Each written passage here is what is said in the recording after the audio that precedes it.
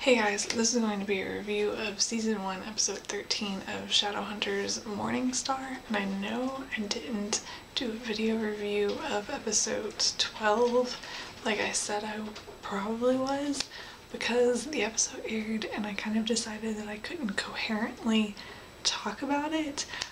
If you follow my blog, I did write a review, which was still kind of like rambling and all over the place, I feel like, which this review is also probably going to be all over the place, to be honest.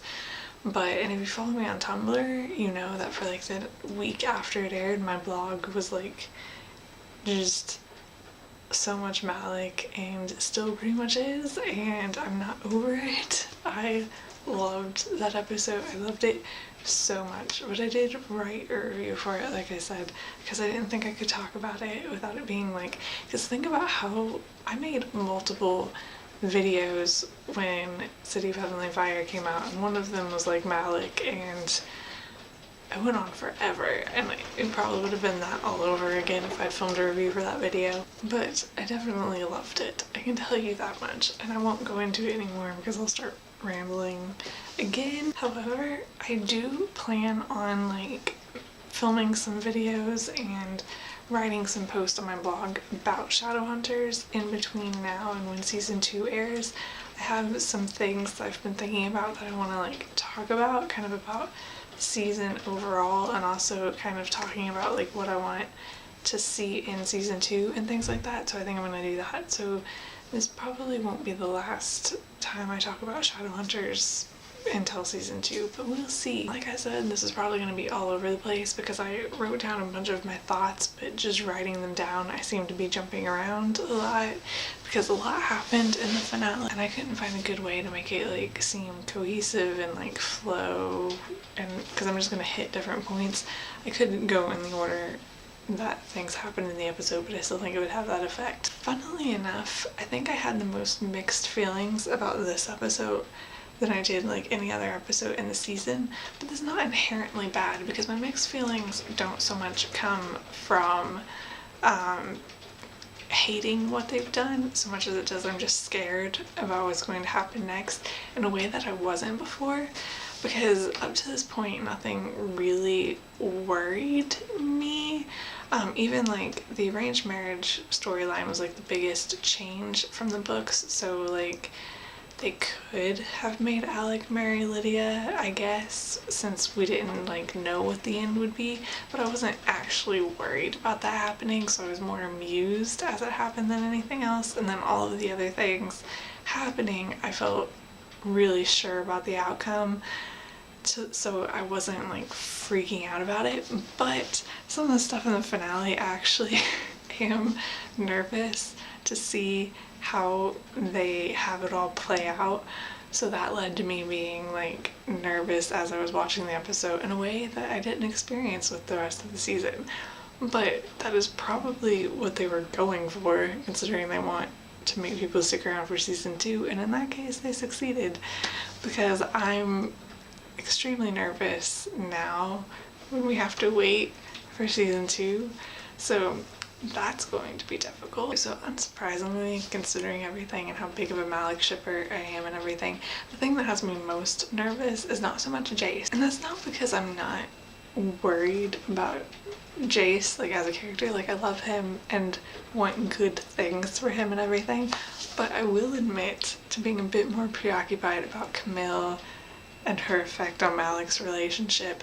I'm not going to get into book spoilers right now for anyone watching this who happens to have not read the books. I won't go into what happens with Camille in the books, but I am nervous. I will say that much. I am nervous about what this means because I don't know how closely they'll follow the books. They've already changed things around with like Malik overall, but also with the Camille stuff. Like it isn't playing out exactly how it played out in the books, and so that there's that like ability to change things, and I just don't know what exactly they're going to do. So like this is the case where having read the book can't even like provide me comfort. I'm just really scared about, because, and it's interesting to me because I know also my sister, having not read the books, kept talking about how Malik felt rushed, which I don't fully understand because Clay's kissed just as early on, but actually earlier. But I also know that that came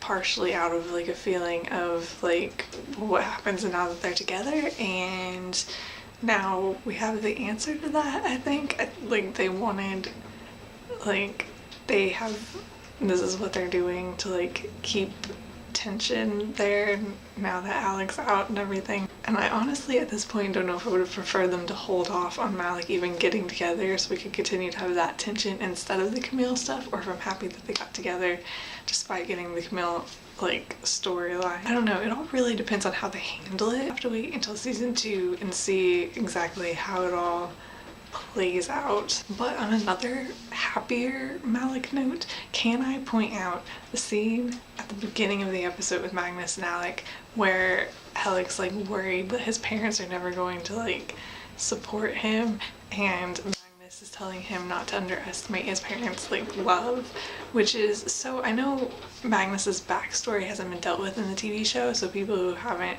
read the books can't like fully understand why like that statement coming from Magnus would be a big deal, but it was really sweet, like knowing that backstory and like Magnus saying that was just really cute to me, and I really liked that scene. Also, a short comment, I'm really happy that Lydia is alive.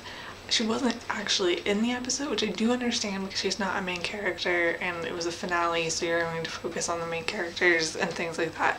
So I do understand the choice not to put her in the episode, but I am very glad that she's alive.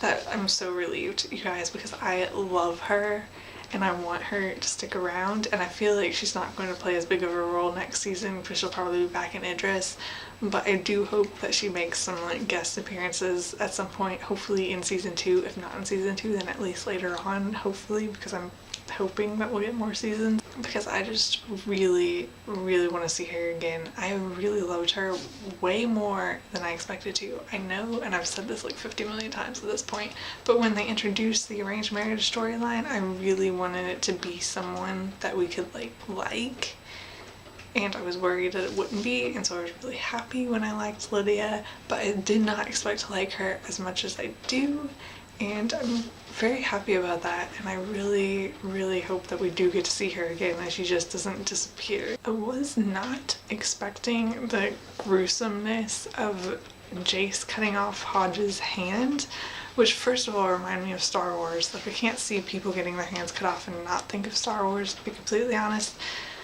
But also just was not expecting that moment or that like level of intensity in that fight. We also get introduced to the ring that they use to communicate in this episode, which I thought was really well done. I really liked how they used the ring. But one of the things that's very interesting to me is the difference between like Simon's relationship with all the vampires in the books versus the TV show, because it's different in the TV show, and one of the like, I would consider it one of the big things that they've changed. And like obviously Simon and Raphael's friendship slash romantic relationship, depending on who you talk to, has become like this big thing in the fandom in a way that it never was in the books. But all of that being said, what I was going to say is Simon is now considered a traitor, and I'm very excited to see how that goes in the future, like in season 2, and how that will affect like his relationship with Raphael especially, but also the vampires as a whole. And if he can't stay at the hotel anymore, like where will he be going and things like that. I think that will be like it's a smaller sort of thing to be thinking about right now, I think, because like the focus is obviously on like Jace and Malik and things like that after the season, but I am very interested in seeing what happens with Simon the next season now that he seems to have damaged his relationship with all the other vampires. Also, another like little comment about Simon in the finale, when Simon and Claire are talking about Jocelyn and Simon's talking about how she was like a second mom to him. That scene was adorable. I loved that scene. I also think it did a good job of reminding us how close Claire and Simon are, since there have been like long periods of them not interacting much, in the TV show, so I really liked that kind of reminder of their friendship and things, and I just thought it was so cute. And the last thing I'll talk about is Jace some more, and whether or not he like actually joined Valentine, because this isn't something that actually happened in the books. And as I've said before, I'm not surprised that he went with Valentine. I did kind of think it was going to go that way just because of the tension that creates as like a finale, but it is interesting to speculate about whether he like really went with Valentine intending to follow Valentine, or if he's planning on like fighting Valentine or being a spy or whatever, because I don't really know. Like, I want to believe that he didn't, like, I want to believe that he's still on like Alec and Clary and everyone's side and isn't really behind Valentine. Like, that's what I want to believe, and I do think it's believable. I do think it's completely believable that he could be, but then at the same time, thinking about like Jace's story arc in the books and things, I also wouldn't be surprised if he actually went with Valentine intending to follow Valentine because he thinks that he needs to, and like his inner turmoil. Like, that being said, I don't think he's like evil or he's going to do anything particularly evil. If that were the case, like if he were following Valentine and intended to be loyal to Valentine, I think something would happen fairly early on where he like his morals would come into play and he wouldn't be able to do what Valentine asked of him or something like that. I don't think he would do anything like truly bad. Like, that's not how I would expect that to go. But I don't know, and I know I'm not supposed to know whether or not he like really joined Valentine or not. And I do think that's like the best cliffhanger they could have come up with, because everyone's going to be talking about it until the next season. I don't know which direction would be more interesting to me from a storytelling standpoint. Obviously, either way, I want him to like come back to the good side in the end, but I don't know which path to getting there would be the more interesting path. I'm almost surprised that I don't have a stronger opinion on it, but I do think that not having a strong opinion on it will also help keep me sane until season 2 airs, because I'm not going to be like, I need this to be what happens. I'm kind of right now just interested in seeing what they do next, no matter what direction they take it. Probably also helps that Jace isn't my favorite character. I do love Jace as a character, but as far as like the main characters go, he is probably last on my list if I were to rank them from favorite to least favorite. But that's not to say that I dislike him, but I do think that that helps me not be as like stressed out about this as it is. But it's okay, because I'm stressed out enough about Malik that I don't need to be stressed out about Jace on top of that. So yeah, I think that is all I have to say. Like I said, I am going to try and film more videos and also post some stuff on my blog about like stuff about season 1. I think I'm going to do like things that I'm happy they changed, and also talking about like things I want to see in season 2. Definitely going to talk about Marine, who disappeared off the face of the planet for the second half of the first season. I definitely feel the need to talk about that because I have some things that I've been thinking about. But I will see you guys later. Bye.